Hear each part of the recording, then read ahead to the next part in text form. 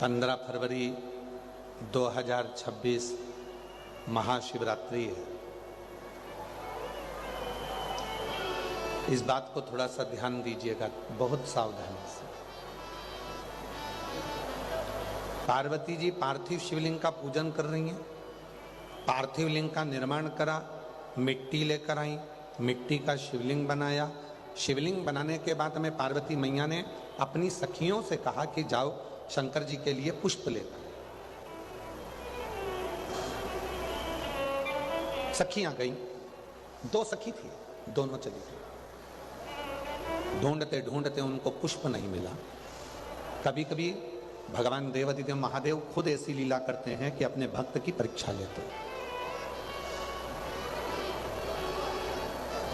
भगवान स्वयं परीक्षा ले रहे हैं, भगवान स्वयं परीक्षा ले रहे हैं। कभी कभी परीक्षा लेता है, कभी कभी भगवान परीक्षा लेने लगते हैं, परीक्षा लेते हैं। गए और कहीं पर भी जाकर उनको पुष्प नहीं मिला, पुष्प प्राप्त ही नहीं। सखी वापिस आ गई।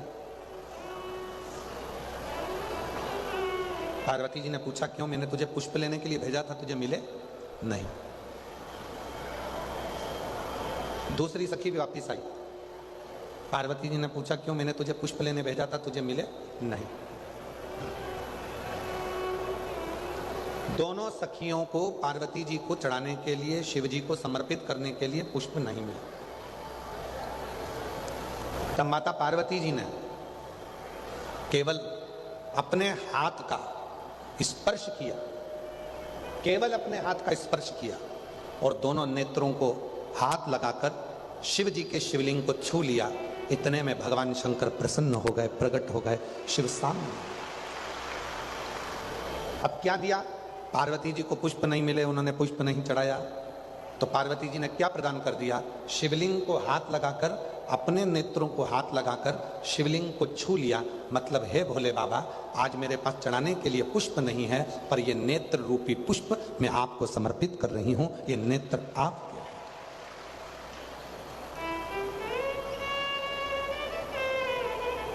अब कई लोग ऐसे हैं, पूजन करने बैठते हैं और पूजन करने बैठने में भी उनके मन में भाव उत्पन्न हो जाता है। बताओ, मैं तो चंदन लेकर आई नहीं, मैं तो ये सामान लेकर आई नहीं, मैं तो बेलपत्री लेकर। दूसरे की थाली में देखते हैं कि दुर्वा रखी है, हमारे पास दुर्वा नहीं है। दूसरे की थाली में देखते हैं कि उनके पास पंचमेवा रखा है, हमारे पास पंचमेवा नहीं है। दूसरे की थाली में देखते हैं कि उनकी थाली में शहद रखा है, हमारी थाली में शहद नहीं है। दूसरे की थाली में देखते हैं कि उनके पास में दही रखा है, हमारे पास दही नहीं है।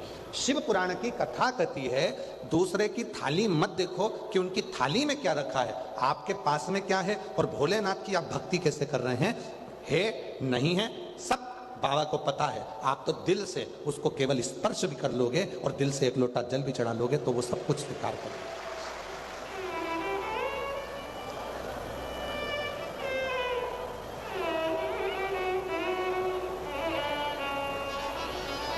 कई लोग कहते हैं, गुरुजी, कई लोग ना जाने कितने कितने महाराजों के पास जाकर पूछते हैं, क्यों बाबा जी बताओ भगवान कैसे मिलेगा?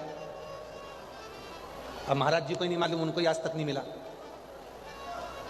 क्यों? क्योंकि वो परमात्मा को ढूंढने के लिए निकले। शिव महापुराण की कथा कहती है, कोई आकर पूछे कि भगवान कैसे मिलेगा, भगवान कहाँ मिलेगा, भगवान को प्राप्त करने का तरीका क्या है, भगवान को कैसे ढूंढा जाए, भगवान को कैसे प्राप्त करा जाए, तो निवेदन है इस प्रश्न को समाप्त कर दो, क्योंकि भगवान को ढूंढने की जरूरत नहीं पड़ती। भगवान तो तुम्हारे हृदय में पहले से निवास करता है, उसको प्रकट करने की जरूरत। दूध में से घी को ढूंढा नहीं जाता।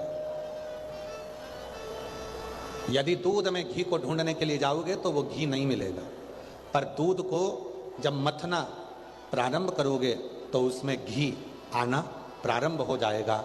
उसी तरह शिव पुराण कहती है, परमात्मा को ढूंढना प्रारंभ मत करो, अपने भीतर उस परमात्मा को खुद मनन चिंतन करो।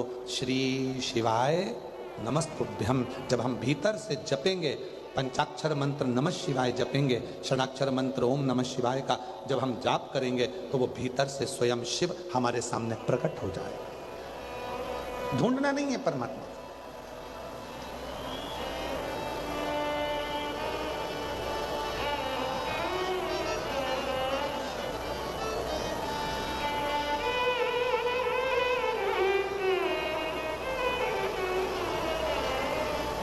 महाराज,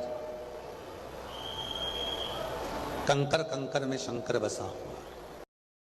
रात को 2 बजे पापा का कॉल आया, हार्ट अटैक, 5 लाख चाहिए।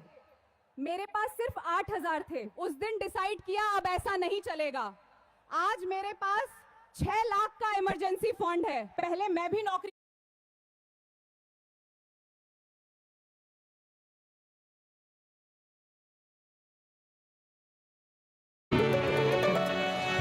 जय गणेश देवा, जय गणेश